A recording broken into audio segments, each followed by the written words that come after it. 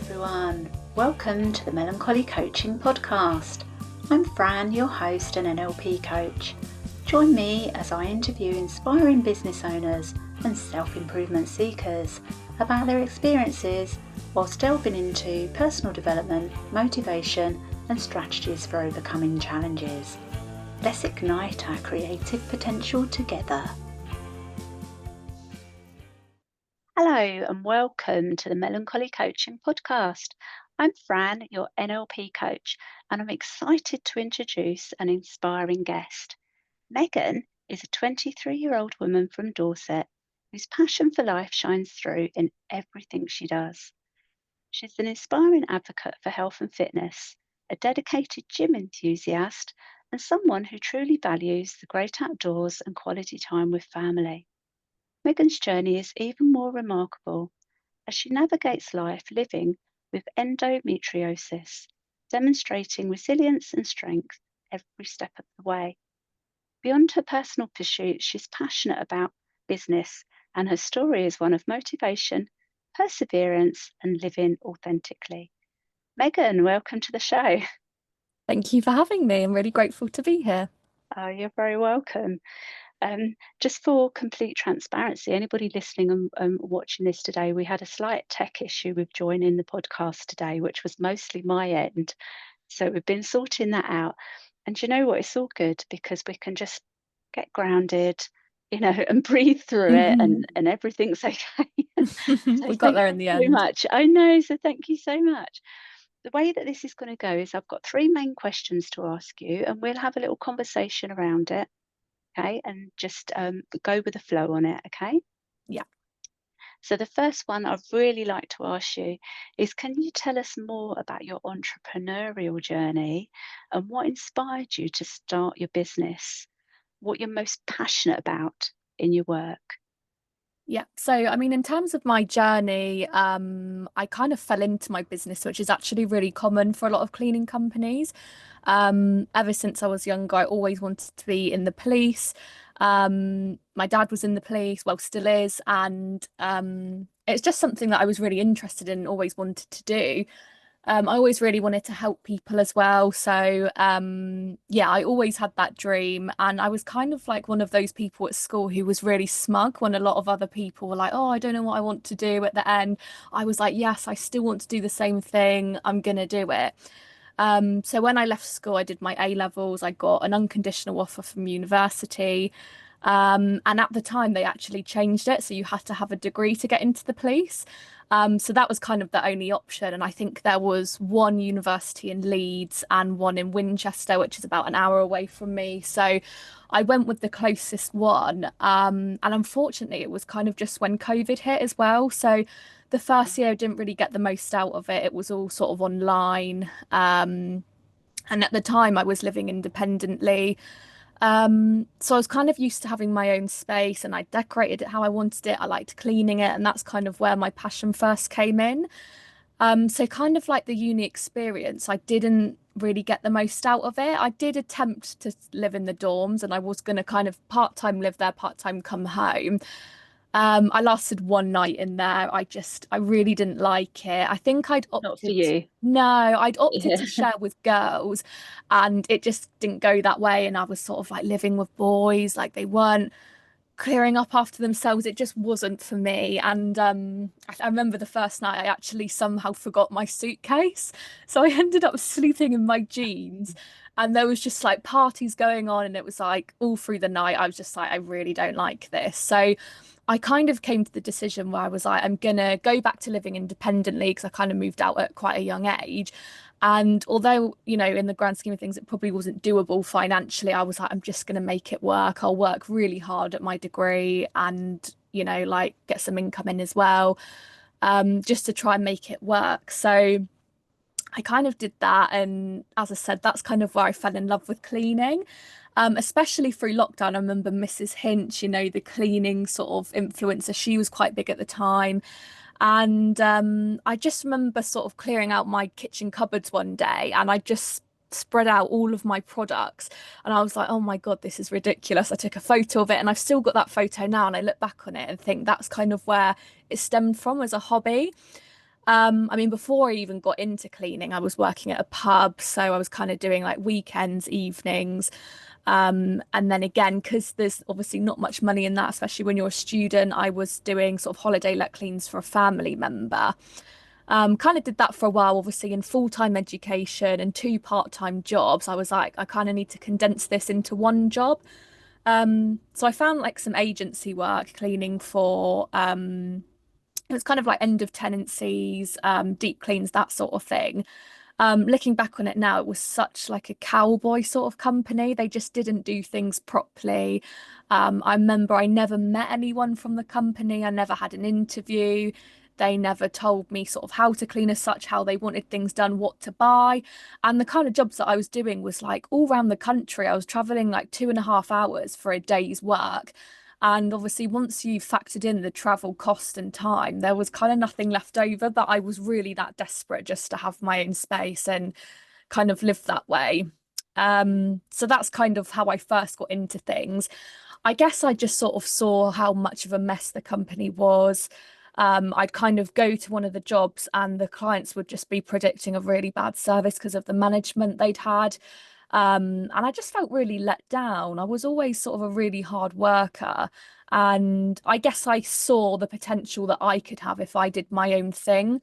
Um, so yeah, I suppose I just had this realization that actually I could probably easily do what they were doing on a smaller scale with the results of my own work, which I knew was really good. So I was kind of doing that for a while. And then my friends and family kind of just pushed me in the end and said, why don't you just get some business cards, go independent? Just do And it. Yeah. yeah, and I was young as well, so I was just so scared and I didn't really believe that I could do it or confident enough to know how.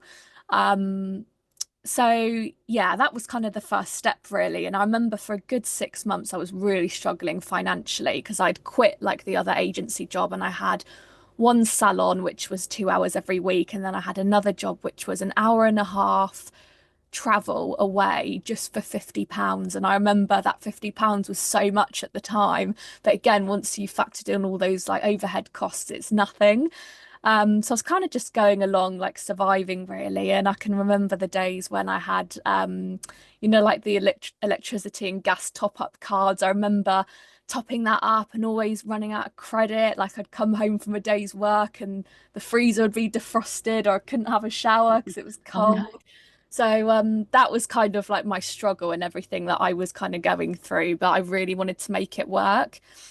At this stage, like the cleaning when I went independent, it was only like a part-time thing to get me through till the end of my degree. I really was stuck on this career of being in the police, so I didn't really take it that seriously. Again, I didn't do any courses as such or anything like that, so I didn't really know how to run a business, how to scale it, how to advertise or anything like that. And I suppose I was really confident in my work and the results that I could do from the clients I had, the feedback and everything, but not the business side. I didn't really have a clue what to do with that sort of thing. But as I said, for a good 6 months, it was quite quiet. So I kind of used that quiet time to focus on university and get through the first sort of couple of years. And it was then when I got into the second year, I realized how hard the uni work was, and that really you do need to have your full attention. I think most people at uni, don't they? They have like a job at the weekends, but they really do focus on their work. And that was something that I wasn't really doing. And then I kind of had like a bit of a breakthrough moment. So I started advertising. I literally just did, like free advertisements on Facebook community groups, and that just hit it off straight away. I mean, when we first started, it was domestic, so there was a lot of work out there. And I kind of used my age to my advantage, and I was quite good with the social media side of things. So quite quickly, I was fully booked. And I think when you're sort of self-employed, working solo, there's only so much availability you can give before what your profits are sort of capped, aren't there? You can't really go any further. Um, so yeah, as I There- said, There's focus. there's a few Sorry. things in there, like I'm Mm, absolutely buzzing to yeah, to come in. to pick out. Firstly, I'd like to say, because obviously I come in from like the neurolinguistic programming side of it. You your story shows a lot of um, emotional intelligence. I think Mm, that you as a person, you're very resilient anyway. and Yeah. adaptable to change. But Hmm. also, even with the company that you worked for, the cleaning company that didn't work out, let's just say, Mm. there's lessons to be taken from that. So, other than that's not how you want to do business, just out of interest, what other lessons did you get out of that? Because there must have been something to have learned about how to run your own business from having that experience. Yeah, I think even now comparing it to my company now they're very different. They were quite large Yeah. scale, there was loads of people working in the office, taking in calls. So I mean, I suppose it taught me how to actually just go in and do things on your own because there wasn't really any support or management as such from them. It was kind of almost like a practice of starting my own business. The clients were given to me as such.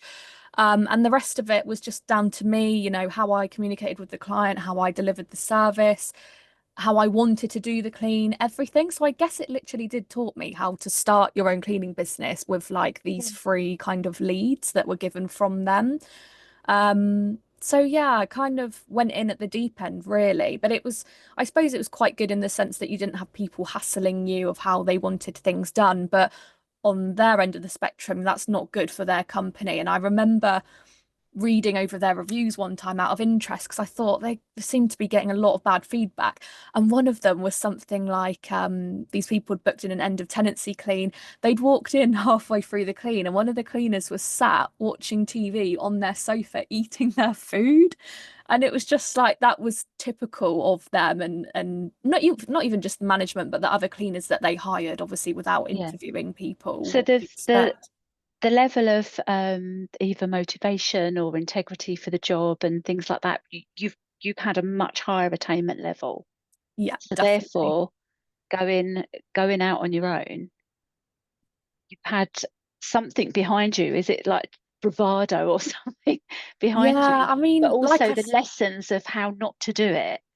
yeah, yeah, I guess firsthand I did see how it can go wrong. And like I said, I do have quite a good work ethic, even when I worked in pubs and things like that. So to hear like someone be unhappy with a service that they're paying for just wasn't something I wanted to do, and it didn't sit right with me. So I guess, yeah, I saw their mistakes before, but I mean, it didn't stop me from making my own mistakes. But This part of the question was about what you're most passionate about in your work. So by the sounds of it, you discovered how much you loved cleaning. yeah, yeah, and I mean, it was a really good few years. I was just going to sort of go into saying that Yeah. I was trying to sort of juggle everything. I remember it was, I think, after my second year, because I think at uni you break up quite early, don't you? And I had this whole summer where I was like, oh, great, I can really focus on the cleaning now. I've got more availability. And I actually had a friend who said, I'd be happy to help you. So we worked as like a duo. And I was like, brilliant, double clients half the time because we're splitting the work between us. Then I had another friend who I took on independently. And yeah, there was no limits anymore of like how much I could scale it. So I kept doing that really. And I think at one time we had like 60 regular clients who were weekly and fortnightly, which is obviously quite a lot. So yeah, that was kind of a big step then. And in the last year of uni, it kind of got towards the end of the summer, and I was like, oh God, I've forgotten about the fact that I'm gonna have to go back and limit my availability again. I kind of reluctantly just tried to do it all. So obviously now you throw in like managing staff, something that was really new to me, no training on it, or I never even thought that I would take on staff. So it was kind of just something new. And like I said, I just tried to do it all and it just wasn't possible. I was also traveling from an hour to the university. And I think I kind of just came to the realization that the money that I was making was better when you have your own business. Obviously, the flexibility of working when you like, everything being on your terms. And I kind of just stopped attending uni for as long as I could get away with it while still trying to get the degree. And they clocked on and it didn't work. So I actually kind of dropped out. And I was really gutted because that was kind of my dream. In the end, I was really shocked, but I did get a diploma out of it for the 2 years that I did do. So I was Amazing. really, Well done. yeah, because I was thinking, oh God, the student loan, that, the debt that I'm in for nothing. And I was thinking of everyone else on the course on their like graduation and me not having that. So I actually don't have any regrets at all. And it did just go so well really quickly. And kind of the stage that we're at now, I mean, last year we rebranded to go completely commercial rather than domestic. The staffing side of things is so much easier. And I really like working business to business, a bit like you. I'm quite passionate about business as well. And I just find it enjoyable and there's that common ground. But yeah, I mean, in terms of sort of what I was really passionate about, I always wanted to help people. And I think when I was kind of doing the lower level cleaning, shall we say, with domestic, when it felt quite limited, I almost felt a bit like I know I'm helping people day to day, but I want to do a bit more. And I still feel like that now. So in September, I'm going to London to do a biohazard course. So that would be like after death clear ups, needle sweeps, hoarders, that kind of thing.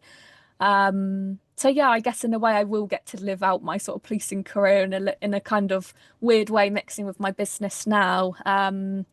And also kind of helping other business owners as well within cleaning to help them scale to kind of avoid making the mistakes that I made. Because I mean, a lot of it, I just sort of went through it not knowing what I was doing and learned things the hard way. It's always a good idea. And again, for anybody listening, it's always a good idea to build a business model that has room for scalability in it.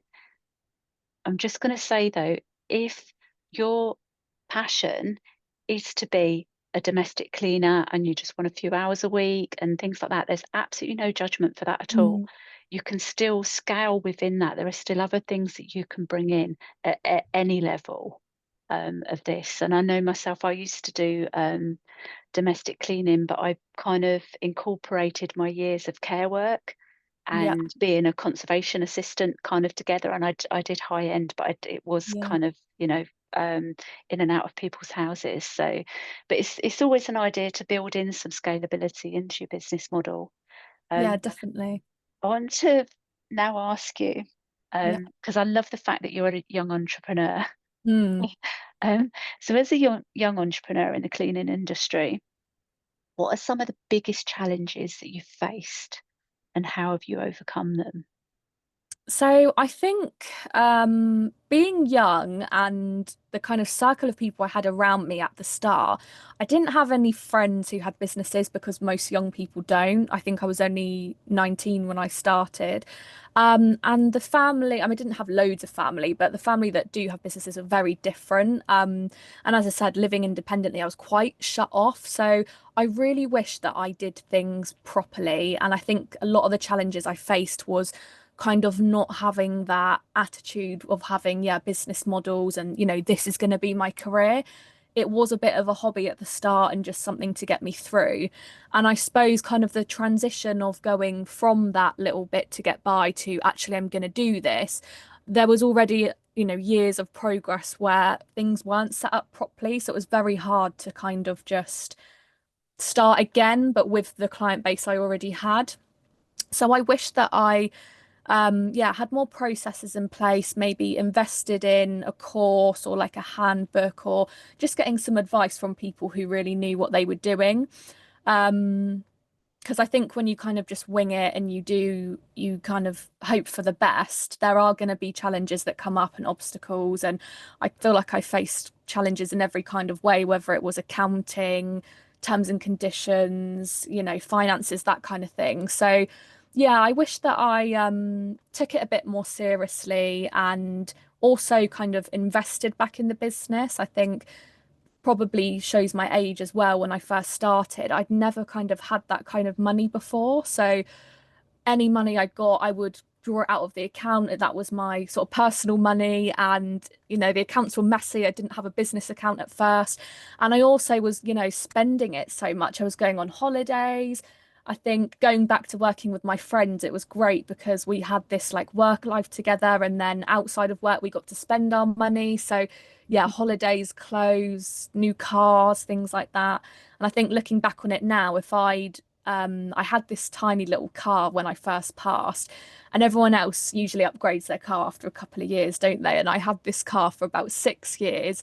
I was really embarrassed driving it. It was all scuffed up, and I was like, I'm going to save really hard, work hard to get a really nice car that I like. And looking back on it now, it was just silly. I could have got 3 vans maybe with this one car that I've got, which was nice for my own development, and I worked really hard for it. But Mm. I think just that mindset, maybe when you're young, to just take it seriously, and like money does come round, you've got your whole life to make money. So putting money back in the business is what will help you go further. I feel that when we're at school, because I'm that bit older than you. I'm 55 this year, Hmm. so and I'm quite sure that it's not a great deal different. When I was at school, there was nothing much about entrepreneurship. There was nothing much about self-employed businesses. It was all just, what career do you want? You work for somebody, you work for an organization, you work for an industry, and that was all I was kind of pushed Yeah. towards. There was nothing else really available in the way of Hmm. either opportunities or Yeah, information. So it's hard to know where to turn to, and not all advice is the advice that you need at the time, definitely. And I think, and it's not always from a genuine place, is it? yeah, that's true as well. And also, I think going back to being quite young, when you first start, I didn't really listen to people's advice anyway. I was a bit like, well, I've come this far to do all of this on my own. And my friends and family still say that about me now, that I never listen to advice. I just do it. And then I come running back to them that it's all gone wrong. But yeah, especially in my situation, coming from a place where I was very independent and I'd kind of done it all on my own, I didn't want to be told by anyone how to do it. But I think as well, like now, social media is quite good, because I think back when you're at school, you wouldn't really know who to turn to kind of when you leave, that sort of thing. But now I think because there's so many like business mentors out there and things like that, it's quite easy to find people in your industry and go to them, whether they're selling a product or even if it's just, someone that you're messaging for advice. Yeah, I hear you, and that's what you can be now, because you can be Yeah. the business mentor for others, kind of Yeah, up and definitely. coming. And I think that's kind of why I would like to do it as well, because I wish that back then there was someone that I could have gone to or someone that I knew of.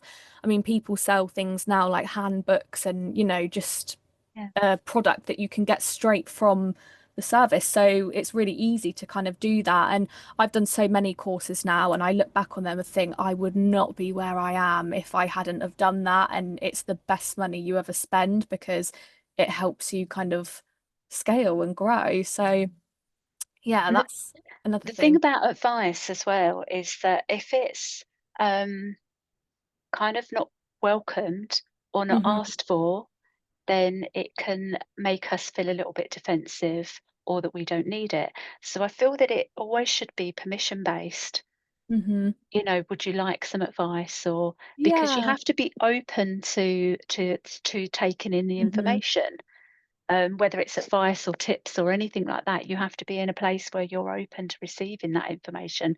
Otherwise, you can't truly kind of embody it and then do anything with it.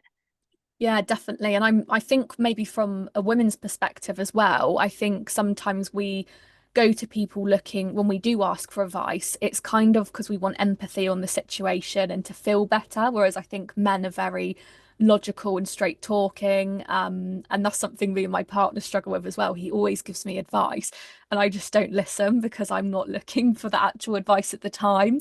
And I think unfortunately sometimes it does take things to actually go wrong before you kind of do really seek out that advice that you're going to follow. And a lot of that's about communication as well.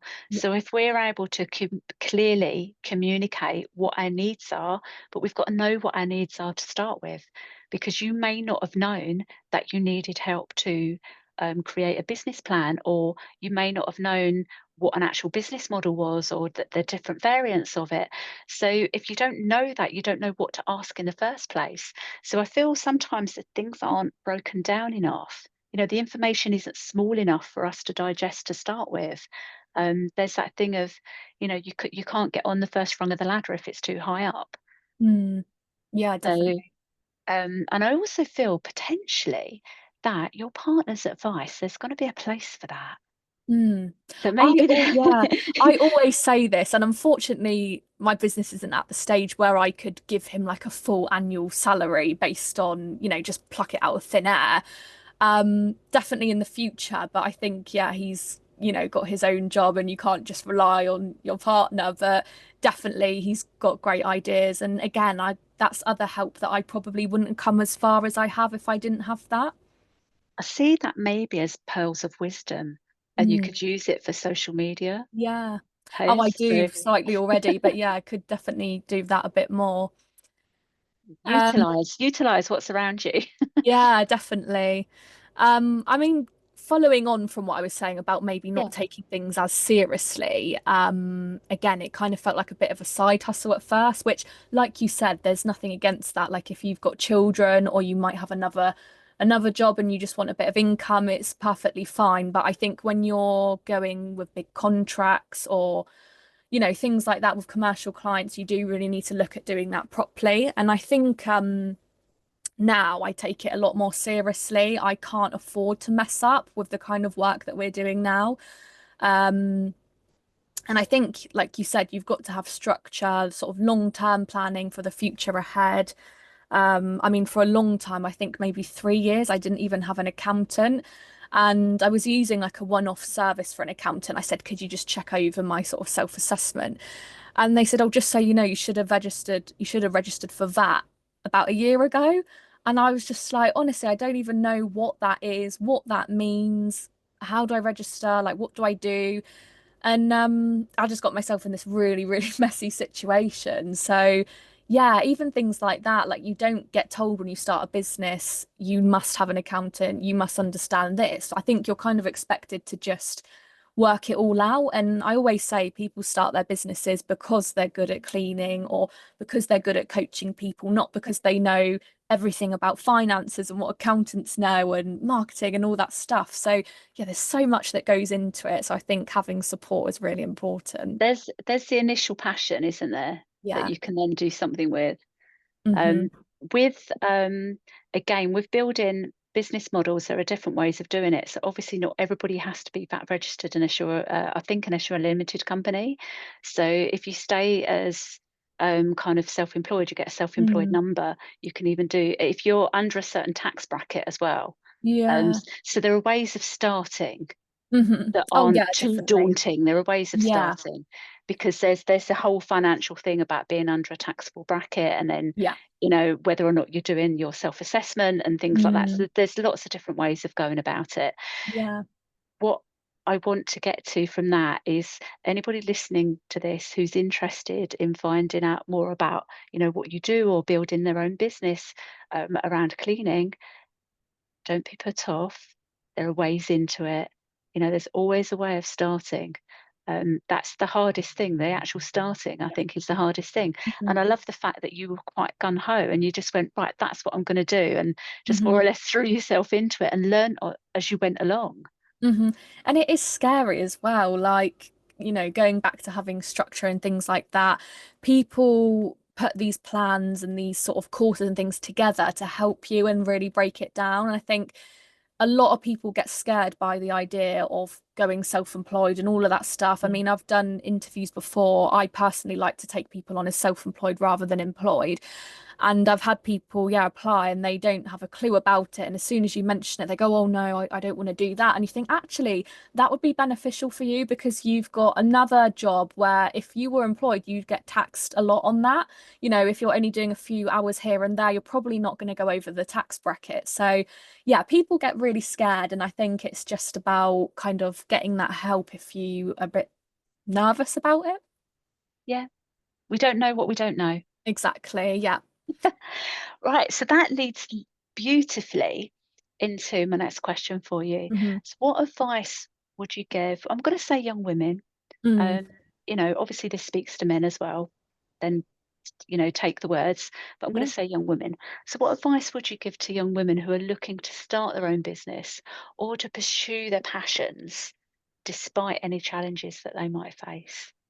I would say the number one thing that comes to mind is just to be confident. And as I said, when I first started and people were saying, turn this into a business, make business cards. I just didn't for such a long time because I thought, oh, I don't know what I'm doing. Why should anyone trust me? I don't have a clue. So I think just be confident. And I think, again, going back to starting a business for why you're good at something or why you like doing it, if you believe that you're good at it or you're passionate about it, then there's no reason why you can't work out the rest of the other stuff. Again, it's so easy to sort of access courses and things. So if you need that structure and want to know what everyone else in the industry is doing, then you can go and find that easily. And there's no rush as well. You can take your time to learn it and do everything like that. So I think, yeah, confidence is key and kind of like own your own skills, believe that you're good at it and be proud. I think that held me back for a really long time. And sometimes it does even catch me off guard now. I think like it's like a voice in the back of your head, isn't it, that says, oh, you can't do that, you don't know enough about that, or things like that. So yeah, just kind of believe in yourself. Now, limiting beliefs is one of my things as a coach, and you've Hmm. kind of alluded to it just there. And that voice, that inner critic that we have, a good way of doing something with that is to reframe it. So it tells you you're not good enough. So Hmm. just reframe it into I am good enough. It sounds really simple, but you tell yourself that enough and you do start to believe it, because you can create new neural pathways and you can reprogram your own mind. Like, it's incredible what we're able to do. We've just got to know that it's possible, and it is possible to challenge that inner critic. Yeah, Everybody, definitely. everybody's got limiting beliefs. We've all got things Hmm. that will hold us back, and it is possible to tell yourself that you can do it. Yeah. And so I love that about having the confidence. Definitely. And I actually spoke to someone yesterday. We were talking about that, and we are talking about how we've both been in therapy and kind of the advice we've been given about that sort of side of things. And she Mm. said to me a really good point that you should name that voice in your head, give it Yeah, a name, and just tell them to shut up and yeah. yeah, speak to There's yourself in a there's good way. different things you can do. Yeah, you can give them a name. You can turn the volume down. You can reframe it into something more positive. You can actually challenge the inner critic as to where's the truth in that. Hmm. Who said that? Yeah. Where did that come from? Because quite often we just don't really know even if anybody ever said it. Hmm. It may have started from somewhere. Um, Hmm. whose voice is it you hear? Is it your own voice? Do you hear somebody else's voice? Just imagine that you've got a volume control and turn the volume down on that. Yeah, definitely. And I Um, think, yeah, that's kind of when I really started to blossom in myself as a person and my business, when I started to believe in myself. I remember for a long, long time, I didn't want to kind of be visible on, I didn't want to show my face behind the business or anything like that. I don't know if that's maybe just a young thing or my idea of what other people were going to say about me, but I didn't do that for ages because I just, I didn't want to be seen and I wasn't confident enough. And as soon as I got over that fear, I thought, God, people are so used to seeing my face all the time now because I'm constantly posting. What difference does it make? So, yeah, that and really there, helped. there are fears. We're born with a couple of fears. So we're born, if we're a hearing person, we're born with a fear of loud noises and we're born with a fear of falling.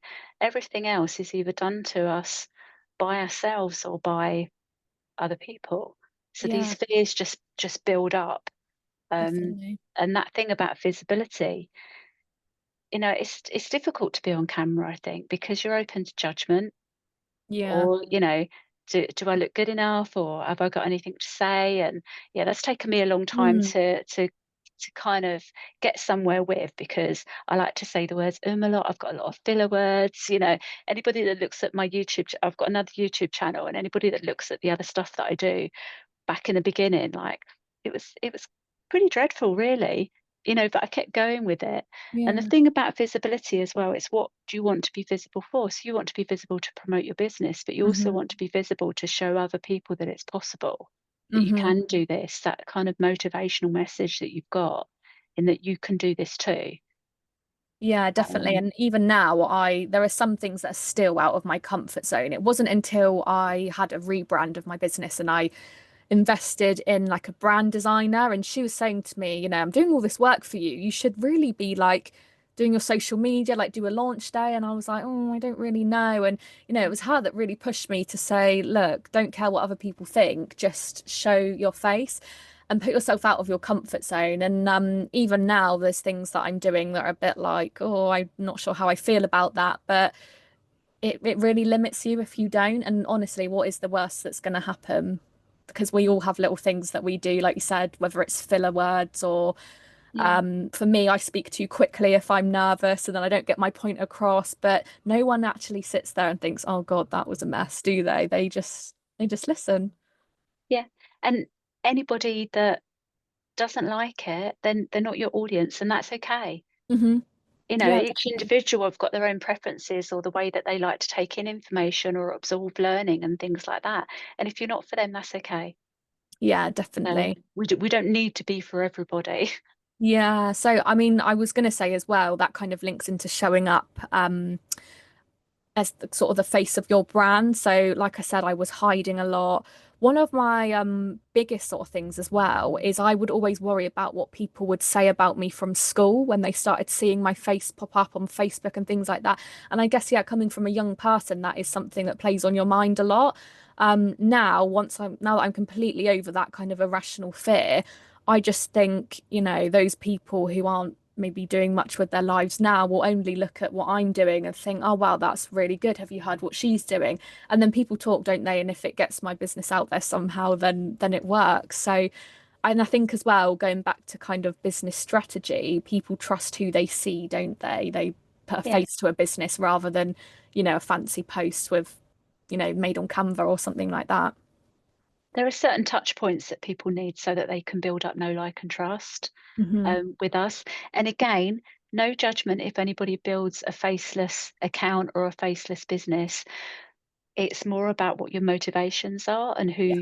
what kind of audience you're trying to speak to. Hmm. And I do feel that it's important that your face is on your account because you're inspiring other young people to build a business of their dreams as well.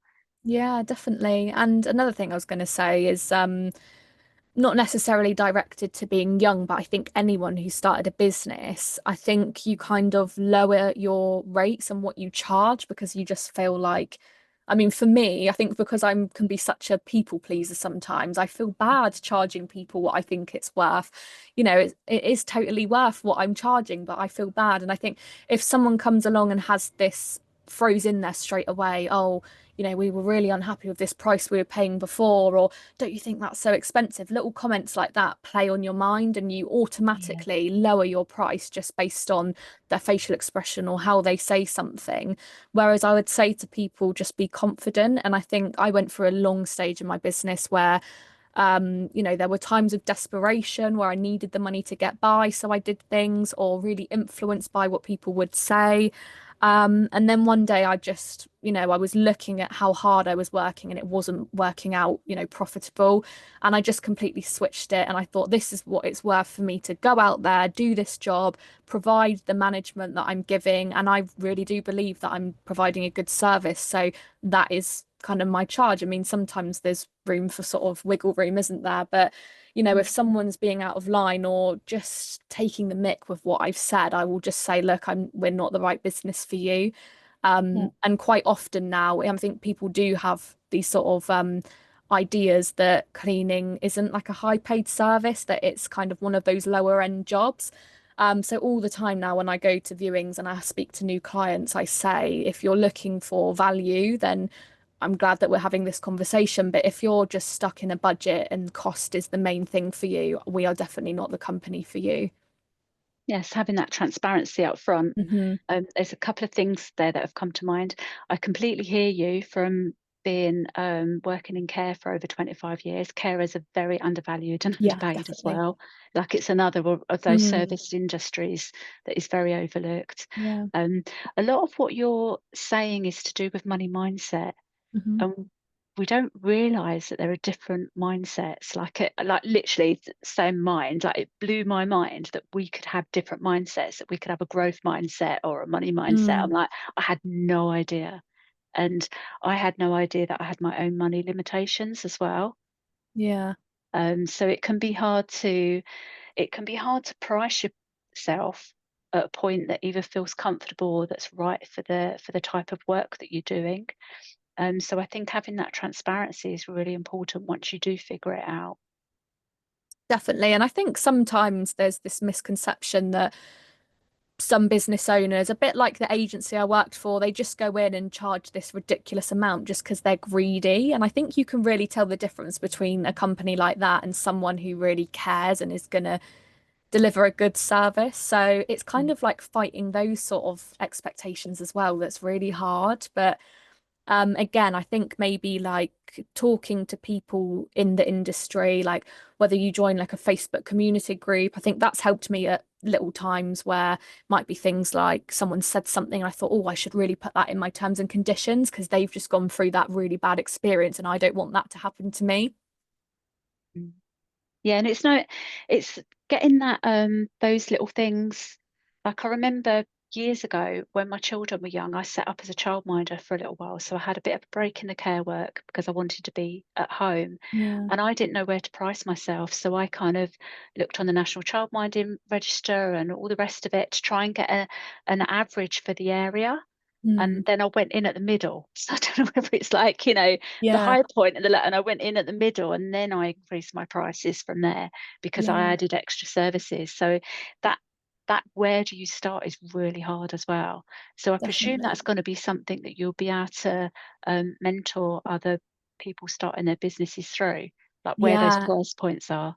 And it all started, I mean, I've been keeping on top of my sort of business social media quite well at the moment. And I kind of just did a video on TikTok and I must have had 50 to 100 people message me saying, please, can you give me Amazing. advice? And I'd always sit there just, writing paragraphs and paragraphs because I really cared and I really wanted to help people. And I thought, Mhm. actually, there's like a market for this. And, instead of just writing paragraphs to you, I could probably give you a whole document and, it would really help people like it would have me if I had it. Yeah, that's where you can look at growing an email list and having landing pages to collect, so that they get the information sent to them. Yeah. And then you can have like documents ready and stuff like that, or Mm, workbooks ready, because you can help more people without it taking up more of your yeah. time. Yeah, definitely. And I think going back to, what young people can learn if they want to start a business or grow their business is I would say as well, use your age to your advantage. So something like that, I'm quite good on my Mac or my iPad. I know how to do those kind of things. And social media as well in my teenage and, younger years as I grew up when social media came out. So to me, I used to sit there and make sure that my Instagram feed matched this certain theme. So now I know how to do the same thing with my business. And I think there will be something for everyone where you're really good at it. For me, I'm not great at the maybe accounting side of things like that, anything that's a bit sort of logical thinking, but the creative side and things like that, use your age to your advantage, I think. Yeah, lean on the skill set that you Hmm. have, and if you don't think you've got one, you have. Yeah, Like everybody's got a skill set yeah, you really definitely. have, and if you haven't, you can learn. Hmm. If you want to, that is. Like the Yeah. things that I don't want to learn, I don't want to learn I accountancy. mean, even setting up this Zoom call, that was a bit technical for me, but we got there. Oh, it didn't help that I had tech issues, did it? Um, I'm going to wrap this up in a moment, but just Mhm. going to say because you mentioned something quite early on about where you're going next with your business. Mm. So, what is next for you? So as I mentioned, biohazard cleaning, it was something that I always said, no, I would never do that. I really liked the glamorous side of it. And when we first started, we did really like high-end homes classed as like super homes. We did like well-known people's houses, things like that. So that was never really my intention. But as I said, I really want to help people, and I think seeing the impact that those cleans have on people, like the documentaries you watch with the hoarders where you go in and at Mm. the end, it's nothing like glamorous, but they have that space where they can just feel good. And I think to me, the reason I clean is for like mental clarity, to de-stress.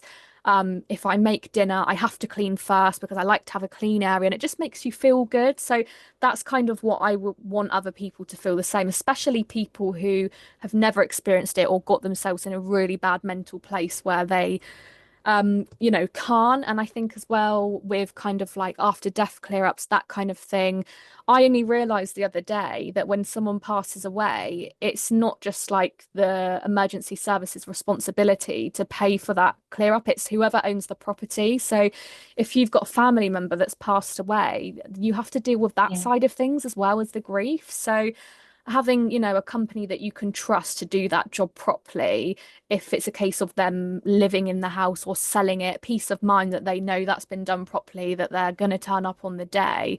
Those are things that I feel like I can deliver through what I do now while still, really caring about the service I'm giving. So that's kind of like the next steps in, at least in the next year, I would say. So I'm really excited for going to London for that course. I think it'll be really interesting. Um, and yeah, I think, yeah, just help, like you said, helping other cleaning businesses, people start, because I know how scary it is and how daunting it can be and also confusing. I mean, there's so many times where I've said to my partner, I'm just going to give up because I don't know where to go from here. Or I've even said, blamed it on the industry I'm in and how society sees the industry that I'm in and pricing and things like that. And I've even said to him recently, I feel like I'm struggling because it's concepts that I can't change that are out of my control. Obviously, I know now that is just business. You can't change that. But I think that really low place where you feel like it's taking over your life and you can't move forwards, it's so important to have that guide there. Yeah. Yeah, absolutely. That guidance, that mentorship Hmm. is really important. And Yeah, I can really see how you're going to be able to implement that from thank you. learning your business in the way that you have as Yeah. well. And I'm excited to see what you do next as Oh, well. thank you. So thank you so much, Megan, for Yeah, sharing no your worries. your incredible story. Thank I've you. loved this actually. It's really interesting. So It's your different, story, isn't it? yeah, it is different. It is different. And it's got touches of things that I've done before. Mm. So before being an NLP coach, I was a carer for over 25 years, and then I had a little stint as a conservation assistant in a stately home. So I did very high-end cleaning on Yeah, very antiques and care and specialized. collections. Yeah, very specialised. But it's that attention to detail. Because I love the way that people's minds work and the attention to detail and why we do the things that we do. And I think Mm. my natural progression just led me into NLP coaching. Your progression of where you're going to go, I mean, it's quite open, isn't it? And I It's quite think exciting. I always thought it was a disadvantage being young. And I always thought, oh, people won't trust me. They won't take me seriously. Whereas now I look at it and I think if I've done this at 23, what am I going to do in all those years Yeah, next with this experience? So yeah, I'm quite grateful for everything I've been through. yeah, amazing. So I love that. So your story, it truly reminds us all to stay motivated, Yeah. resilient. Like you're very Hmm. resilient, and passionate about pursuing your dreams. Hmm. For those of you curious about Megan's business, you can find her. So you've got a website, and that's www.procleancommercials.co.uk. And you're on social media as at Pro Clean Commercials. You mentioned TikTok. Where else are they likely to find you? LinkedIn, if it's more sort of commercialized. Again, my new sort of business idea with helping other people, that will be kind of a new business. So I would say just keep an eye on what I'm currently doing and you'll see everything that comes next. I'm definitely going to keep an eye Yeah, thank you. out. Fascinated. Um, so if you're interested in more content like this, be sure to visit me as well. So that's www.melancholycoaching.com. Follow us for the latest updates. And until next time, stay curious and keep igniting your creative potential. And please do find Megan at Pro Clean Commercials to see what she does next. Thank you. You're welcome. Thanks for listening. Bye. Thank you. Thank you for joining me on the Melancholy Coaching Podcast. I'd love you to subscribe. For queries or to connect, email info@melancholymentor.com. Until next time, keep igniting your creative potential.